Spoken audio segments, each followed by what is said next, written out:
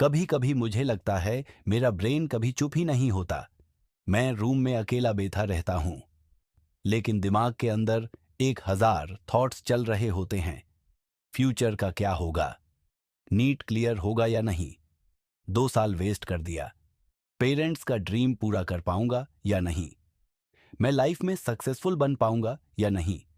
और फनी बात पता है, मैं ओवर थिंकिंग की वजह से इतना मेंटली टायर्ड हो जाता था कि पढ़ाई करने की एनर्जी ही नहीं बचती थी।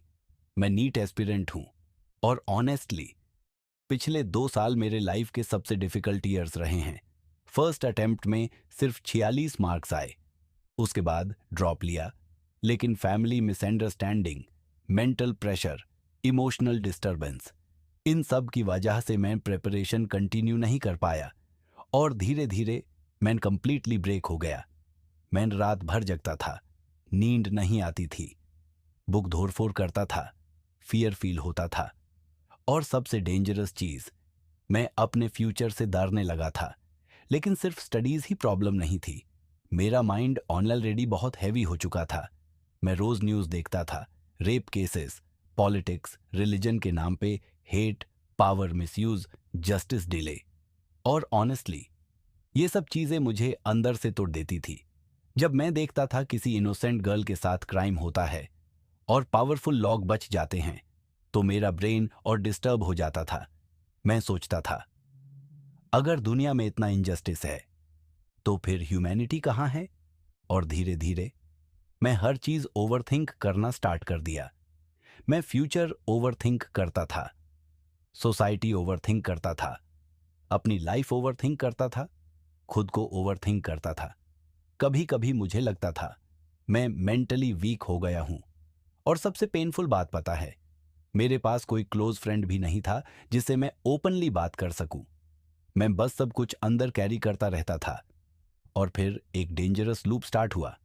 Negative news, overthinking, mental exhaustion, study loss, guilt, कल से सीरियसली पढ़ूंगा, फिर रिपीट।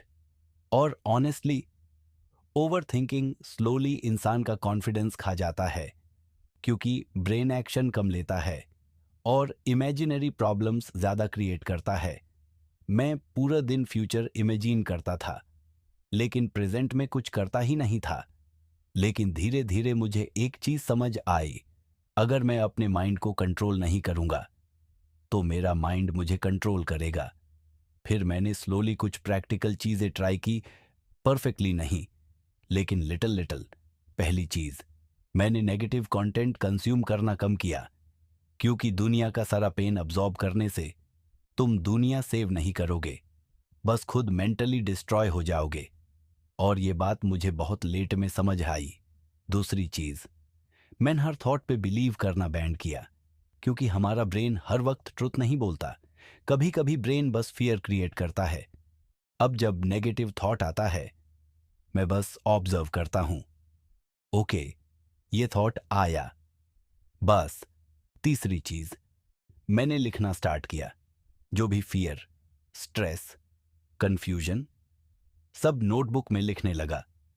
और ऑनेस्टली जब थॉट्स पेपर पे आते हैं, वो थोड़े वीक लगने लगते हैं।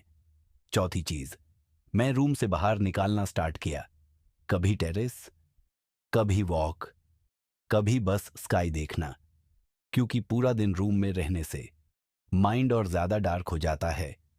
और पांचवी चीज, जो शायद सबसे इंपॉर्टेंट थी, मैंने फ्यूचर को फोर्सफुली कंट्रोल करना छोड़ दिया, क्योंकि ऑनेस्टली हम फ्यूचर प्रिडिक्ट नहीं कर सकते, हम बस आज का एक्शन कंट्रोल कर सकते हैं।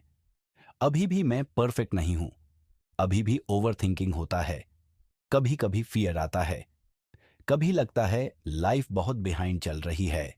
लेकिन डिफरेंस ये है, अब मैं थॉट्स में डूबता नहीं हूं, मैं उन्हें ऑब्जर्व करता हूं। और अगर तुम भी ओवर थिंकिंग से स्ट्रगल कर रहे हो, प्लीज एक बात याद रखना, तुम वीक नहीं हो, तुम्हारा माइंड बस ओवरलोडेड है। और जब कोई इंसान हर दिन नेगेटिविटी अब्सॉर्ब करता है, तो उसका ब्रेन नेचुरली टायर्ड हो जाता है। Slowly, step by step mind को काल्म किया जा सकता है। मैं भी वही सीख रहा हूं। परफेक्ट बनने की नहीं, पीसफुल बनने की।